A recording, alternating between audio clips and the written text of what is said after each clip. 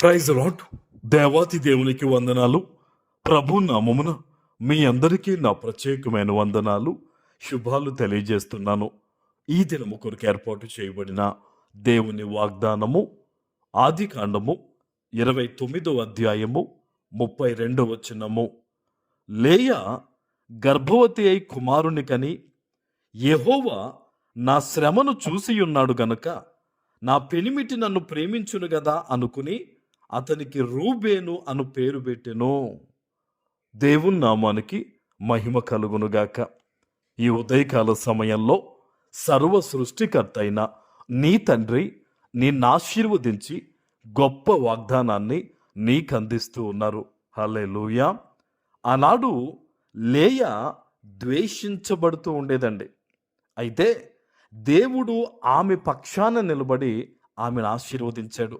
ఆమె ఏమంటుంది చూడండి, లేయా గర్భవతి అయ్యే కుమారుని గని యెహోవా నా శ్రమను చూసి ఉన్నాడు అంటుంది. అంటే ఈరోజు నువ్వు ద్వేషించబడుతూ ఉన్నా, వెలివేయబడుతున్న పరిస్థితుల్లో ఉన్నా, శ్రమలలో ఉన్నా, ఒంటరిగా ఉన్నా, ఎలాంటి భయంకరమైన పరిస్థితుల్లో నీవు ఉన్నా సరే, దేవుడు నిన్ను ప్రేమిస్తున్నాడు, ఆయన నీ పక్షాన ఉన్నాడు అనేది ఈరోజు దేవుడు ఈ వాగ్దానం ద్వారా నీకు తెలియచేస్తూ నిన్ను బలపరుస్తున్న సందర్భం ఇది. ఆమేన్. ఆనాడు లేయా ద్వేషింపబడుతూ ఉందంట, యాకోబు రాహేలుని ఎక్కువ ప్రేమిస్తూ ఉన్నాడట. మరి అలాంటి లేయాను ఎవరు చూశారండి? దేవుడు చూశాడు.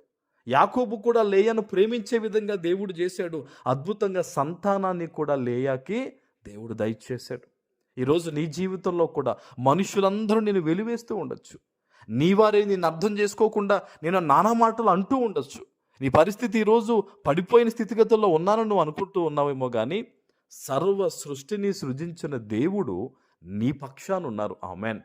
నీ తప్పు లేకపోయినా, నీ పొరపాటు లేకపోయినా, ఈ ప్రపంచం అంతా కూడా నీ మీద నిందలు వేస్తున్నా సరే, దేవుడు నీ పక్షాన నిలబడ్డాడు. ఈరోజు భయపడొద్దు, ఏమాత్రం దిగులు పడొద్దు. దేవుడు నీకు అప్పగించిన పని ఏదైతే ఉందో అది ధర్మంగా నువ్వు చేసుకుంటూ వెళ్ళు. తగిన సమయమున దేవుడు నిన్ను హెచ్చించి నీ నీతి నీ ముందర నడిచే విధంగా దేవుడు కార్యం చేయబోతూ ఉన్నాడు. ఆమేన్. నువ్వెక్కడ తృణీకరించబడుతున్నావో, ఎక్కడ అవమానాలు పడ్డావో, ఎవరు నిన్ను ద్వేషిస్తూ ఉన్నారో వారందరూ కూడా నిన్ను గణపరిచే దినం దేవుడు ఇవ్వబోతూ ఉన్నాడు త్వరలో. ఆమేన్. ఉన్నతమైన స్థితిగతులు దేవుడు నీకు, నీ కుటుంబానికి దయచేయబోతూ ఉన్నాడు. ఏమాత్రం కూడా నువ్వు ఎవరి మీద అసూయపడొద్దు, ద్వేషించొద్దు, దేవునికి అప్పగించంతే. ఈరోజు నీ బిడ్డల్ని ఎందుకు పనికిరాని వారు అంటూ ఉన్నారా? నీకు ఏమీ లేదని చెప్పేసి నేను విలేస్తూ ఉన్నారా? సొంత వారే కనీసం ముఖం కూడా దాచుకుని వారు నేను పక్కన పెట్టేసిన పరిస్థితుల్లో ఉంటే గనక నువ్వేం భయపడదు. ఒకప్పుడు లేయది కూడా అదే పరిస్థితి, కానీ దేవుడు ఆమె పక్షాన ఉన్నాడు. ఈరోజు ఈ వాగ్దానం ద్వారా మాట్లాడుతున్న దేవుడే నీ పక్షాన కూడా ఉన్నాడు. నువ్వేమాత్రం దిగులు చెందొద్దు. నీ ప్రతి పరిస్థితి ప్రార్థనలో పెట్టు, ప్రతి బాధ ప్రార్థనలో పెట్టు. లేయా అంత ద్వేషించబడుతున్నా సరే ఆమె ప్రార్థన చేసి దేవుని మీద ఆధారపడింది తప్ప ఎవరిని ఏమీ అనలేదు. ఈరోజు నీ జీవితంలో కూడా నువ్వు దేవుని మీద ఆధారపడు, దేవుని మీద విశ్వాసం ఉంచు.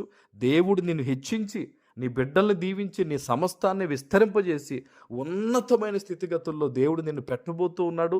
ప్రతిరోజు ప్రార్థన చేయి. ముఖ్యంగా ఈరోజు ఈ వాగ్దానం ఎత్తిపెట్టి విశ్వాసంతో ప్రార్థన చేయి. సేవకునిగా చెప్తున్నాను, నీ ప్రార్థనను బట్టి, నీ విశ్వాసాన్ని బట్టి దేవుడు నీ జీవితంలో అద్భుతమైన కార్యాలు ఆయన చేస్తారు. ఆమేన్. ప్రార్థన చేసుకుందాం. పరిశుద్ధుడా, ప్రేమ కలిగిన తండ్రి, మీకు వందనాలు. ఈ ఉదయకాల సమయంలో మీరిచ్చిన ఈ గొప్ప వాగ్దానము ప్రతి బిడ్డ జీవితంలో నెరవేర్చి స్థిరపరచమని యేసు నామమున ప్రార్థిస్తున్నాను తండ్రి. ఆమేన్.